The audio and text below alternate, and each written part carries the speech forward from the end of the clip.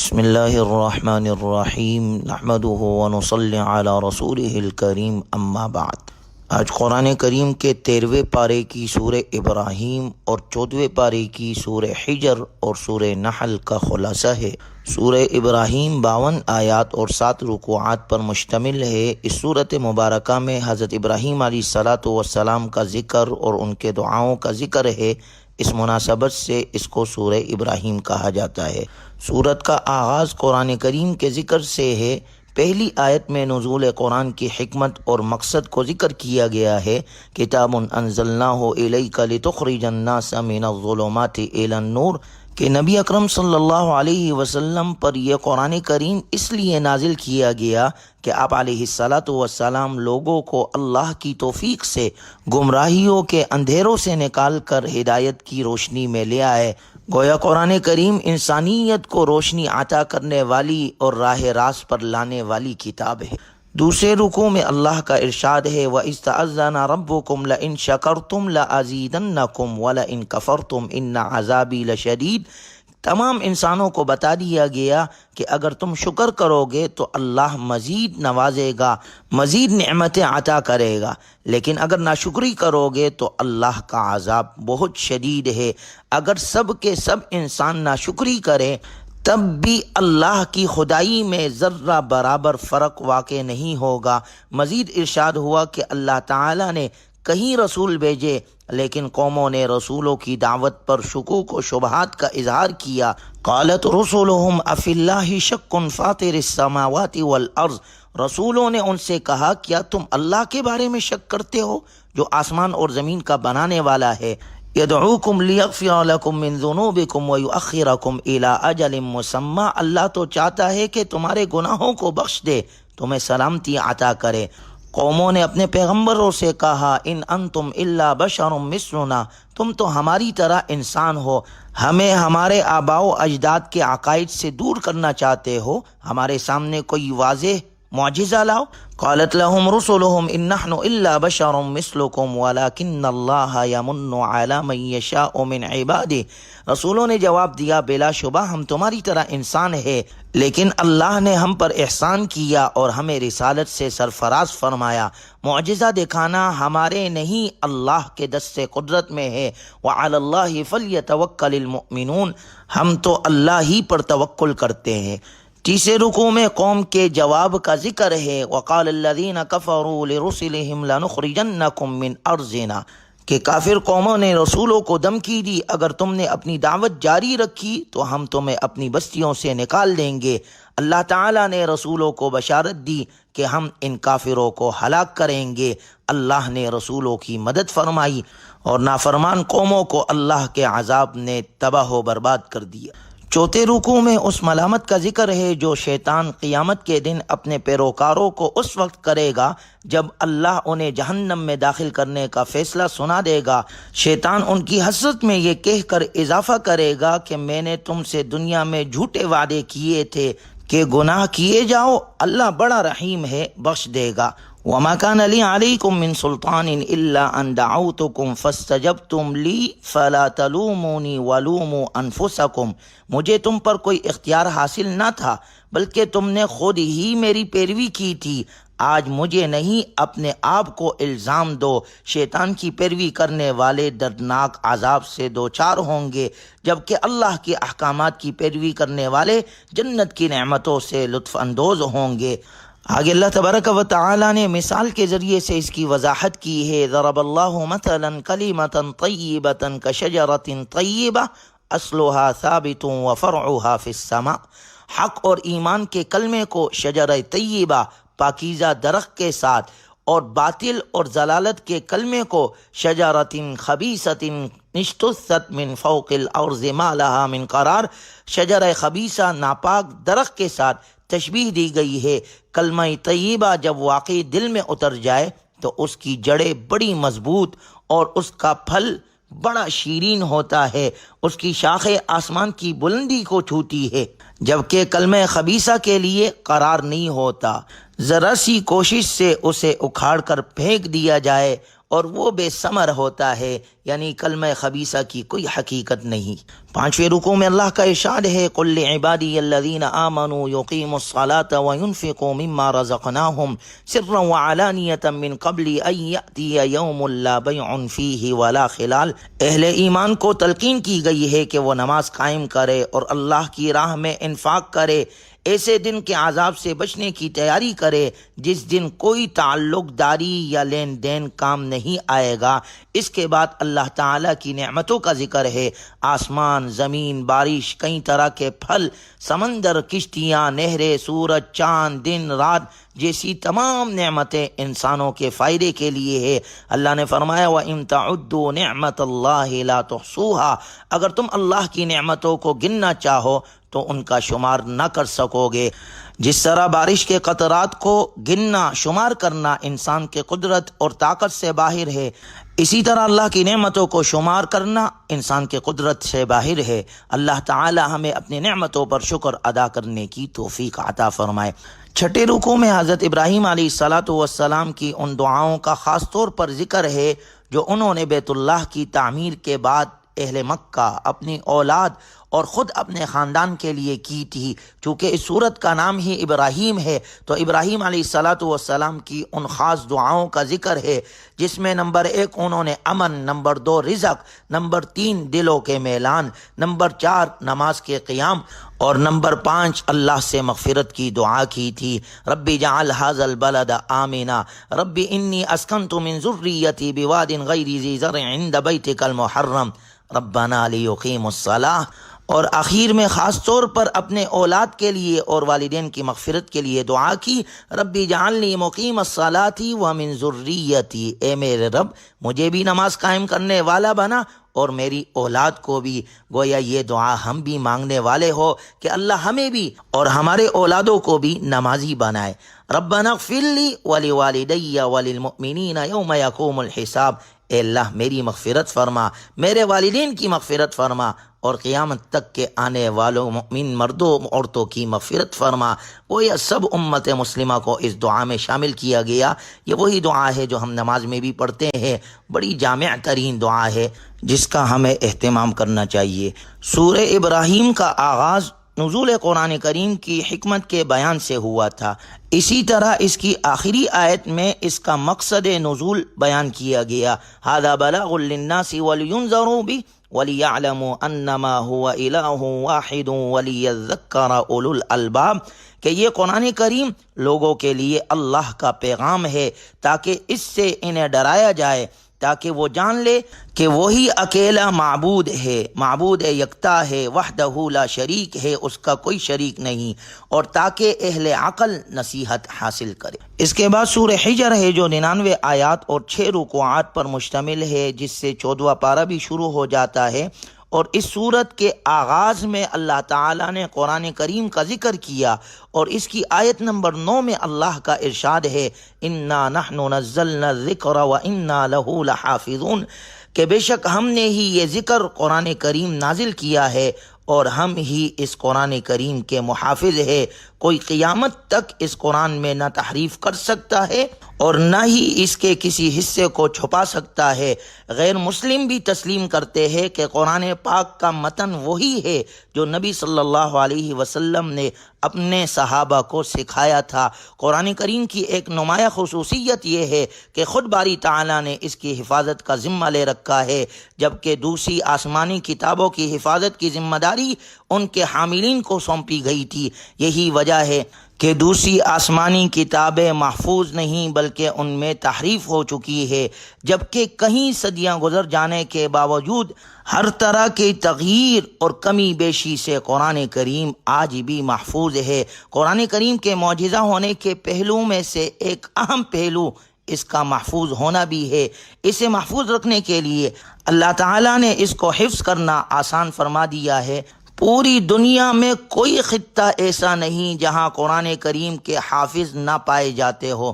چھوٹے چھوٹے معصوم بچے اور بچیاں اپنی مادری زبان میں چند صفحے کا رسالہ یاد نہیں کر سکتے، اور وہ اتنی بڑی کتاب قرآن کریم کو اپنے سینے میں محفوظ کر لیتے ہیں۔ یہ اس قرآن کریم کے معجزہ اور سچے ہونے کی سب سے بڑی دلیل ہے۔ سورہ حجر کے دوسرے رکوع میں اللہ تعالیٰ کی قدرت اور وحدانیت کے دلائل ذکر کیے گئے ہیں۔ وَلَقَدْ جَعَلْنَا فِي السَّمَاءِ بُرُوجًا وَزَيَّنَّاهَا لِلنَّاظِرِينَ وَحَفِظْنَاهَا مِنْ كُلِّ شَيْطَانٍ رَجِيمٍ۔ اللہ نے آسمانوں پر ستارے بنائے جو آسمان کی زینت ہے، اور وہ حفاظتی چوکیاں ہیں جہاں سے فرشتے ان سرکش شیاطین کو مار بھگاتے ہیں جو اوپر جا کر کچھ غیب کی خبر اچک لینے کی کوشش کرتے ہیں۔ زمین سے اللہ نے تمام مخلوقات کے لیے رزق پیدا فرمایا۔ اللہ کے پاس اس رزق کے خزانے ہیں، لیکن وہ اسے ضرورت کے مطابق ہی پیدا کرتا ہے۔ پانی جیسی نعمت کا اللہ نے ایک گردشی نظام بنایا ہے جس سے ہم سارا سال تازہ پانی حاصل کرتے ہیں، ورنہ ہم خود اپنی ضرورت کے لیے سال بھر کا پانی جمع نہیں کر سکتے۔ البتہ یہ ساری نعمتیں وقتی اور فانی ہیں۔ روز قیامت اللہ ہم سے سوال کرے گا، تم نے نعمتوں پر شکر ادا کیا یا نہیں؟ نعمتیں استعمال کر کے ہماری اطاعت کی یا نافرمانی کی؟ توحید اور قدرت کے تکوینی دلائل ذکر کرنے کے بعد تیسرے رکوع میں انسان کی تخلیق کی ابتدا کا قصہ بیان کیا گیا ہے، جو کہ اس دنیا کے پہلے انسان ابو البشر حضرت آدم علیہ السلام کی پیدائش کی صورت میں سامنے آیا۔ وَلَقَدْ خَلَقْنَا الْإِنسَانَ مِنْ صَلْصَالٍ مِنْ حَمَإٍ مَسْنُونٍ۔ غور کیا جائے تو انسان کی تخلیق اللہ کی قدرت کے مظاہر میں سے ایک مظہر تھی، کیونکہ بے جان مٹی سے ایک شخصیت پیدا کر دینا جسے حرکت کرنے، اٹھنے بیٹھنے، چلنے پھرنے، سوچنے سمجھنے اور امکانات کی دنیا میں آگے بڑھنے کی قدرت حاصل ہے، یقیناً یہ اللہ کے قادر اور حکیم ہونے کی بہت بڑی دلیل ہے۔ غور کیا جائے تو حضرت آدم علیہ السلام کا قصہ ایک فرد کا نہیں بلکہ پوری انسانیت کا قصہ ہے۔ جس وقت اللہ تعالیٰ نے آدم علیہ السلام کو اپنے ہاتھ سے پیدا کیا، اس میں اپنی روح پھونکی، فرشتوں کو ان کے سامنے سجدہ کرنے کا حکم دیا اور اپنے قدرت کے اسرار اور حکمت کے عجائبات ان پر کھولے، تو ان تمام امور میں جیسے حضرت آدم علیہ السلام کی تکریم تھی، اسی طرح ان کی اولاد کی بھی تکریم تھی۔ فرشتوں کو جب سجدہ کرنے کا حکم دیا گیا تو ابلیس کے سوا سب نے سجدہ کیا۔ اہل علم کے نزدیک راجح اور صحیح قول یہ ہے کہ ابلیس فرشتہ نہیں بلکہ جن تھا، البتہ فرشتوں کے درمیان رہتا تھا۔ سجدے سے انکار کی وجہ سے آسمانوں سے نکال دیا گیا، اخرج منہا فإنک رجیم وإن علیک اللعنۃ الی یوم الدین، کہ مردود ہو کر نکل جا اور قیامت تک تجھ پر لعنت برستی رہے گی۔ چنانچہ شیطان نے حضرت آدم علیہ السلام سے انتقام لینے کے لیے قیامت کے دن تک زندگی کی مہلت مانگی، اور یہ مہلت اسے دے دی گئی۔ یہ مہلت اس نے اولاد آدم کو گمراہ کرنے کے لیے مانگی تھی، اور اپنے اس مقصد کے اظہار کے لیے وہ کہنے لگا، قال ربی بما اغویتنی لأزینن لہم فی الارض ولأغوینہم اجمعین۔ پروردگار، جیسے تو نے مجھے گمراہ کیا، میں لوگوں کے لیے، بنی آدم کے لیے گمراہی کو راستہ کر دوں گا اور سب کو بہکا دوں گا۔ اسے کہہ دیا گیا، تم سے جو کچھ ہو سکتا ہے کر لو، جو میرے بندے ہیں ان پر تمہارا کوئی داؤ نہیں چلے گا۔ ان عبادی لیس لک علیہم سلطان الا من اتبعک من الغاوین، میرے بندوں پر تیرا کوئی داؤ نہیں چلے گا، البتہ جو ابدی بدبخت اور فطرت کے خبیث ہے وہ تمہاری اتباع کریں گے۔ ان کے لیے میں نے جہنم تیار کر رکھی ہے، لہا سبعۃ ابواب، جس کے 7 دروازے ہیں، اور ہر ایک دروازے کے لیے ان میں سے جماعت تقسیم کر دی گئی۔ چونکہ قرآن کریم کا انداز یہ ہے کہ وہ ترغیب کے ساتھ ترغیب اور دوزخ کے ساتھ جنت کا تذکرہ بھی کرتا ہے۔ چوتھے رکوع میں اللہ نے ذکر فرمایا، ان المتقین فی جنات وعیون ادخلوها بسلام آمینین، کہ بے شک ایمان والے امن اور سلامتی کی جگہ یعنی جنت میں ہوں گے، وہاں نہ انہیں تھکاوٹ ہوگی نہ کوئی تکلیف اور پریشانی، ان کے سینے ایک دوسرے کے بارے میں صاف ہوں گے۔ اس کے بعد قوم لوط پر عذاب کا ذکر ہے کہ جو ہم جنس پرستی کے گناہ میں مبتلا تھے، اور اپنے پیغمبر کے بات کو نہیں مانا تو اللہ نے ان پر آسمان سے پتھر برسائے۔ اس کے بعد سورت کے آخری رکوع میں اللہ نے اصحاب حجر کا ذکر کیا ہے، جس کے نام سے یہ سورت ہے وَلَقَدْ كَذَّبَ أَصْحَابُ الْحِجْرِ الْمُرْسَلِينَ۔ وادی حجر کے رہنے والے یعنی حضرت صالح علیہ الصلاۃ والسلام کی قوم بھی ظلم اور زیادتی کی راہ پر چل نکلی تھی، اور بار بار سمجھانے کے باوجود بت پرستی کو چھوڑنے کے لیے آمادہ نہیں ہو رہی تھی۔ انہیں مختلف معجزات بھی دکھائے گئے، بالخصوص پہاڑی چٹان سے اونٹنی کی ولادت کا معجزہ، جو کہ حقیقت میں کئی معجزوں کا مجموعہ تھا۔ اونٹنی کا چٹان سے برآمد ہونا، نکلتے ہی اس کی ولادت کا قریب ہونا، اس کی جسامت کا غیر معمولی بڑا ہونا، اس سے بہت زیادہ دودھ حاصل ہونا، لیکن ان بدبختوں نے اس معجزے کی کوئی قدر نہ کی۔ بجائے اس کے کہ وہ اسے دیکھ کر ایمان قبول کر لیتے، انہوں نے اس اونٹنی کو ہلاک کر دیا، چنانچہ وادی حجر والے بھی عذاب کی لپیٹ میں آ کر رہے۔ سورہ حجر کے اختتام میں نعمت قرآن کریم کا ذکر ہے کہ جسے یہ نعمت حاصل ہو جائے تو اسے مالداروں کی طرف نظر اٹھا کر بھی نہیں دیکھنا چاہیے، اور حضور اکرم صلی اللہ علیہ وسلم کو حکم دیا گیا کہ آپ کی طرف جو حق نازل کیا گیا ہے اسے کھول کر بیان فرمائیے۔ اس کے بعد سورہ نحل ہے جو 128 آیات اور 16 رکوعات پر مشتمل ہے۔ نحل شہد کی مکھی کو کہتے ہیں، چونکہ اس صورت مبارکہ میں شہد کی مکھی کا ذکر ہے، اس لیے اس کا نام سورہ نحل ہے۔ شہد کی مکھی بھی عام مکھیوں جیسی ایک مکھی ہے، لیکن وہ حکم الہی سے ایسے حیرت انگیز کام کرتی ہے جن کے کرنے سے انسانی عقل عاجز ہے۔ گویا اگر کوئی غیر متعصب انسان شہد کی مکھی کی زندگی پر ہی غور و فکر کر لے تو وہ اللہ کے وجود اور اس کے قدرت اور حکمت کو تسلیم کیے بغیر نہیں رہ سکتا۔ ان فی ذلک لآیات لقوم یتفکرون، بے شک سوچنے والوں کے لیے اس میں نشانی ہے۔ سورہ نحل کو نعمتوں والی سورت بھی کہا جاتا ہے، کیونکہ اس میں کثرت کے ساتھ اللہ کی نعمتوں کا ذکر ہے کہ اس اللہ نے زمین کو فرش اور آسمان کو چھت بنایا، انسان کو نطفے سے پیدا کیا، چوپائے پیدا کیے جن میں مختلف منافع بھی ہے اور وہ اپنے مالک کے لیے فخر اور جمال کا باعث بھی ہوتے ہیں، گھوڑے، خچر اور اس طرح جانور پیدا کیے جو سامان ایک جگہ سے دوسری جگہ لے جاتے ہیں اور ان میں رونق اور زینت بھی ہوتی ہے۔ وہی اللہ بارش برساتا ہے، پھر اس بارش سے زیتون، کھجور، انگور اور دوسرے بہت سارے میوجات اور غلجات وہی اللہ پیدا کرتا ہے۔ رات اور دن کا نظام، سورج اور چاند کو اسی اللہ نے انسان کی خدمت میں لگا رکھا ہے۔ دریاؤں سے تازہ گوشت اور زیور وہی اللہ مہیا کرتا ہے۔ سمندروں میں جال اور کشتیاں اس کے حکم سے روا دوا ہے۔ یہ اور اس جیسی دوسری نعمتیں ذکر کرنے کے بعد اللہ تعالیٰ کا ارشاد ہے وَإِن تَعُدُّوا نِعْمَةَ اللَّهِ لَا تُحْصُوهَا، اگر تم اللہ کی نعمتوں کو شمار کرنا چاہو تو شمار نہیں کر سکتے۔ جب انسان اللہ کی نعمتوں کو شمار نہیں کر سکتا تو ان کا شکریہ کیسے ادا کر سکتا ہے؟ انسانی جسم اور اس کے مختلف اجزاء ہی کو لیجئے، اگر انسان میں کوئی خرابی پیدا ہو جائے تو زندگی کا مزہ ختم ہو کر رہ جاتا ہے۔ انسان تمنا کرتا ہے کہ اگر دنیا کا سارا مال و متاع بھی خرچ کر کے یہ خرابی دور ہو جائے تو سودا سستا ہے۔ اگر معدے میں زخم ہو گیا یا پیشاب رک جائے یا گردہ یا جگر خراب ہو جائے یا خون کی پیداوار میں رکاوٹ ہو جائے تو یہ ایسی تکلیفیں ہوتی ہے کہ انسان پھر موت کی آرزوئیں کرنے لگتا ہے۔ غافل انسان کو کیا خبر ہے کہ اس کے جسم کا نظام کیسے چل رہا ہے؟ یہ اگر صرف داخلی اور بدنی نعمتوں ہی پر ایک سرسری نظر ڈالے تو دنگ رہ جاتا ہے اور یہ اقرار کرنے پر مجبور ہو جاتا ہے کہ واقعی اس کی نعمتوں کو شمار نہیں کیا جا سکتا۔ اللہ ہمیں نعمتوں پر شکر ادا کرنے والا بنائے۔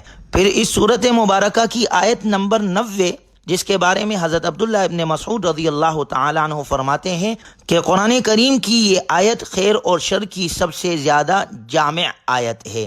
اس کی جامعیت ہی کی وجہ سے حضرت عمر بن عبدالعزیز رحمہ اللہ کے زمانے سے اسے ہر خطیب خطبہ جمعہ میں پڑھتا ہے۔ وہ آیت مبارکہ جن میں 3 باتوں کا حکم دیا گیا ہے، ان اللہ یأمر بالعدل والاحسان وایتاء ذی القربى، نمبر 1 عدل، نمبر 2 احسان اور نمبر 3 قرابت داروں کو دینے کا حکم دیا گیا ہے، اور 3 باتوں سے اس آیت مبارکہ میں منع کیا گیا ہے۔ وَيَنْهَا عَنِ الْفَحْشَاءِ وَالْمُنْكَرِ وَالْبَغْيِ، فحشاء یعنی ہر قبیح قول اور عمل، دوسرے نمبر پر منکر ہر وہ عمل جس سے شریعت نے منع کیا ہے، اور تیسرے نمبر پر بغی یعنی حد سے تجاوز کرنا جیسے تکبر، ظلم اور حسد وغیرہ سے منع کیا گیا ہے۔ عدل کا حکم عام ہے، احکام اور معاملات میں بھی عدل ضروری ہے، فرائض اور واجبات میں بھی، اولاد کے ساتھ بھی اور دوستوں اور دشمنوں کے ساتھ بھی، اپنے پرائیوں کے ساتھ بھی، بیویوں، خادموں اور ملازموں کے ساتھ بھی، گویا ہر معاملے میں عدل کرنا ہے۔ احسان، ہر اچھا عمل احسان ہے۔ احسان کا تعلق اللہ کے ساتھ بھی ہے، جماعت اور خاندان کے ساتھ بھی ہے، یہاں تک کہ حیوانوں کے ساتھ بھی احسان کا حکم ہے۔ قرابت کا جو حکم دیا گیا ہے، یوں تو ہر مستحق کی مدد کرنی چاہیے، لیکن قرابت کے ساتھ تعاون کرنے کا دوہرا اجر ملتا ہے۔ 3 چیزوں سے جو منع کیا گیا ہے، نمبر 1 فحشاء، ہر ایسا عمل جس کی قباحت بالکل واضح ہو وہ فحشاء ہے، جیسے زنا، لواطت، شراب اور جوا وغیرہ۔ منکر، ایسے عمل جو شریعت کی نظر میں قبیح ہے اور جن سے طبیعت سلیم نفرت کرتی ہے۔ اور بغی یہ ہے کہ انسان کی عزت و حرمت اور ان کے اموال اور جانوں پر زیادتی کی جائے۔ سورت کے اختتام پر حضرت ابراہیم علیہ السلام کی تعریف کی گئی کہ وہ زندگی بھر توحید پر جمے رہے۔ حضور علیہ السلام کو بھی ملت ابراہیمی کی اتباع کا حکم دیا گیا، فاتبع ملت ابراہیم حنیفا، اور ساتھ میں یہ حکم ہے ادعو الی سبیل ربک بالحکمہ والموعظۃ الحسنہ، کہ آپ علیہ السلام لوگوں کو حکمت اور موعظہ حسنہ کے ساتھ اللہ کی طرف بلائے۔ اللہ تعالی ہمیں بھی قرآن کریم کے ذریعے دعوت دین کی ذمہ داری ادا کرنے کی توفیق عطا فرمائے، کیونکہ قرآن کریم میں دلائل بھی ہے، بڑا عمدہ وعظ بھی ہے اور تمام فتنوں کا رد بھی ہے۔ سورت کے اختتام میں نبی صلی اللہ علیہ وسلم کو مخالفین کی ایذا رسانی پر صبر کرنے کی تلقین کی گئی ہے، اور ساتھ میں بشارت بھی سنائی گئی، ان اللہ مع الذین اتقوا والذین هم محسنون، کہ اللہ تعالیٰ کی رحمت اور نصرت متقین اور نیک لوگوں کے ساتھ ہے۔ اللہ ہمیں قرآنی تعلیمات پر عمل کی توفیق نصیب فرمائے۔ وآخر دعوانا ان الحمد للہ رب العالمین۔